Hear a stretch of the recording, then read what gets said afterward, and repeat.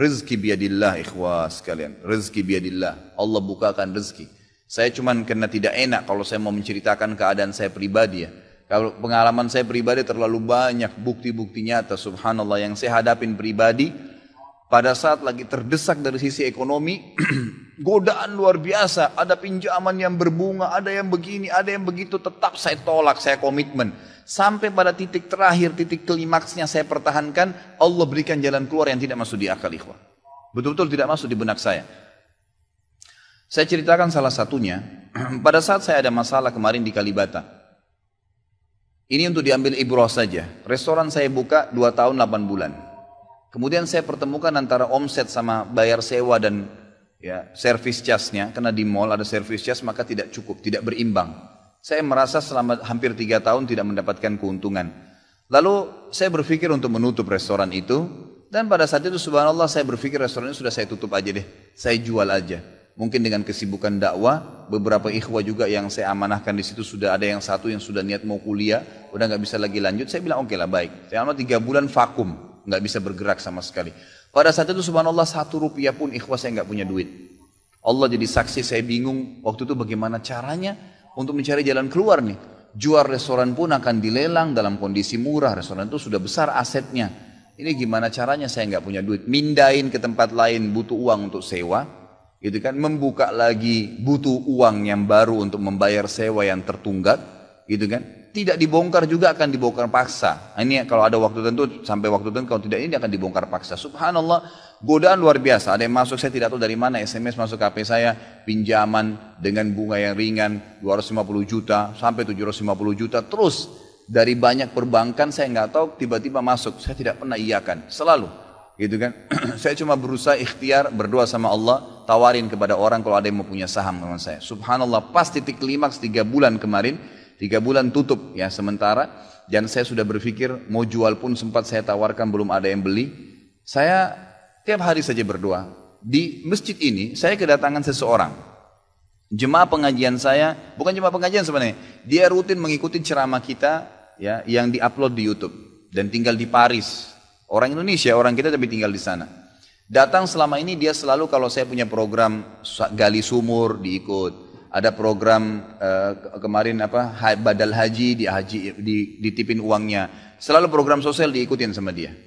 Subhanallah pada saat lagi dia bilang sama saya SMS, Ustadz saya mau ke Jakarta, saya ingin hadir pengajian Ustadz langsung. Saya bilang baiklah kalau gitu silahkan fadhal. Selesai pengajian kita waktu itu selesai jam 9 malam kurang lebih seperti jam-jam seperti ini. Lalu kemudian dia datang sebelah saya belum pernah lihat orangnya. Lalu dia salaman sama saya, dia bilang, Ustadz saya Pak John Firdaus, dia bilang sama saya gitu. Terus saya bilang, oh iya Pak, saya belum paham nih. Dia bilang, saya yang dari Paris Ustadz. Oh antum, terus salaman lah, ngobrol-ngobrol. Sampai ke mobil gitu kan. Saya sempat kasih dia beberapa buku yang biasa saya bawa di mobil. Ini akhi mungkin antum bisa baca-baca di sana sama keluarga dan seterusnya. Sebelum berpisah, dia bilang sama saya, Ustadz saya sempat bawa teman ke Kalibata. Kok saya mau ajak makan tutup tempatnya Ustaz? Oh iya ceritanya ada tunggakan pembayaran yang belum saya bayar dari sewanya karena tidak cukup antara omset penjualan dengan ini. Oh gitu Ustaz iya. Kira-kira butuh berapa biaya? Saya bilang mungkin saya butuh sekitar 250 juta untuk memutar kembali restoran ini. Karena butuh ada tunggakan 168 dan saya harus dengan biaya operasional sekitar 250 juta. Rencananya memang saya mau buka saham kalau memang ada yang mau masuk. Dia bilang sama saya tiba-tiba ini cuma mau berpisah di sini di depan masjid ini dia bilang sama saya, Ustadz kalau Ustadz bilang saya baru saja kemarin masukin anggaran dana saya 400 juta di satu perusahaan. Kalau saya tahu saya akan ikut sama Ustadz. Ya sudahlah akhi, qadarullah nggak apa-apa gitu kan. Tapi kalau emang Ustadz mau saya coba pikirkan nanti saya pertimbangkan. Kira-kira berapa? Saya bilang saya akan buka saham 250 juta itu 10% dari omset antum akan ambil. Karena aset restoran sekarang 2,5 M.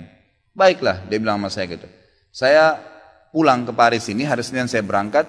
Saya bicara sama istri, saya langsung kasih berita ke Ustadz, lalu saya kasih. Baiklah saya bilang kalau begitu. Dia pulang, subhanallah, saya pikir ya sudahlah. Ini mungkin dia mau pertimbangkan lagi. Malamnya, pada malam itu juga, dia tiba-tiba SMS ke saya, dia bilang, Ustadz setelah saya musyawarah sama istri, saya akan transfer ke Ustadz dengan jumlah 250 itu. Supaya bisa bergulir dan saya siap mengambil 10%-nya. Gitu kan, saya sujud syukur kepada Allah, alhamdulillah ada jalan keluar gitu. Subhanallah saya ke Kalibata, saya bicara besoknya sama GM-nya. Saya ngobrol, ini gimana jalan keluar, saya sudah ada duitnya sekarang dan mau diputar. Oh udah gak bisa Pak Khalid. Ini kan sudah 3 bulan vakum. Udah gak bisa, harus Dibongkar, udah tutup, nggak bisa lagi. Kalau Pak Halid mau pindah tempat lain silakan. Atau mau buka sini kembali harus ganti nama. Baiklah, saya coba kembali kepada Allah SWT lagi berdoa, ya Allah berikan petunjuk. Ada apa sebenarnya ini? Bagaimana jalan keluarnya? Hati saya subhanallah cenderung untuk keluar, gitu kan? Udahlah mungkin saatnya untuk keluar dari situ karena memang selama ini ada teman-teman saya berikan masukan juga yang sering datang. Akhi di sini parkiran susah, akhi di sini kadang-kadang tidak ditahu dan seterusnya. Lebih baik kalau ente keluar. Saya tiba-tiba berpikir mungkin saya keluar deh. Saya iseng aja di condet saya mutar-mutar. Coba deh saya cari ruko. Mungkin ada. Dengan 250 juta daripada saya bayar ke Kalibata. Mendingan saya sewa ruko. Mungkin bisa sewa 2 tahun. Ya, mungkin 75 juta, 100 juta per tahun. Saya bisa dapat 2 tahun. Lalu saya coba gulirkan lagi. Dengan izin Allah. Di depan rumah, di Jalan Raya Condet itu dekat rumah orang tua saya. Ada 1 ruko, 2 ruko disambung, 3 tingkat. Dan ruko itu bekas travel haji umroh gitu kan. Pas dipasang spanduknya disewa, dikontrakin gitu kan. Saya langsung tanya, saya telepon, setelah saya tinjau beberapa lokasi, kemudian saya tanya telepon. Dia bilang boleh silakan Bapak lihat, saya lihat ke dalam cocok alhamdulillah 3 lantai itu. Kemudian saya tanya sewanya, ternyata dananya juga mencukupin gitu kan, dananya mencukupin.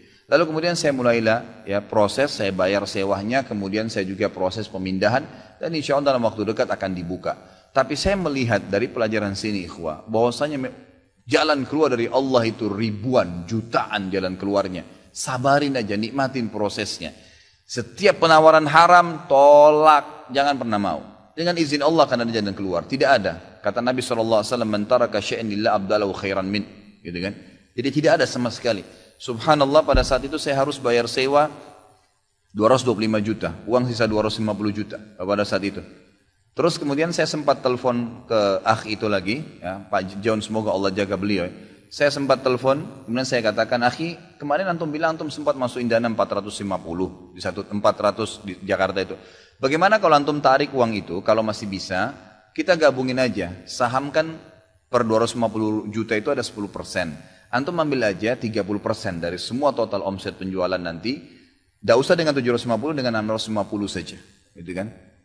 Dia bilang kalau itu sudah nggak bisa Ustaz. Tapi memang coba saya pertimbangkan deh. Saya akan coba hubungin teman-teman di Paris ini yang sudah biasa, yang kenal antum. Gitu kan? Kalau yang kenal antum mungkin mereka bisa. Baiklah, fadhal. Subhanallah besok dia SMS lagi ke saya. Ustaz, saya sudah musyawarah dengan istri, ternyata saya punya dana cukup. 650 kami yang pegang semua saham itu. Ditransfer uang semua ke saya. Yang tadinya saya dari 1 rupiah tidak pegang duit, masuk uang 650 juta ikhwah, tidak masuk di akal. Gitu. Sesuatu yang tidak masuk. Orang ini saya nggak kenal, nggak pernah ketemu, sekali ketemu di sini dan sekarang sudah kembali ke Paris.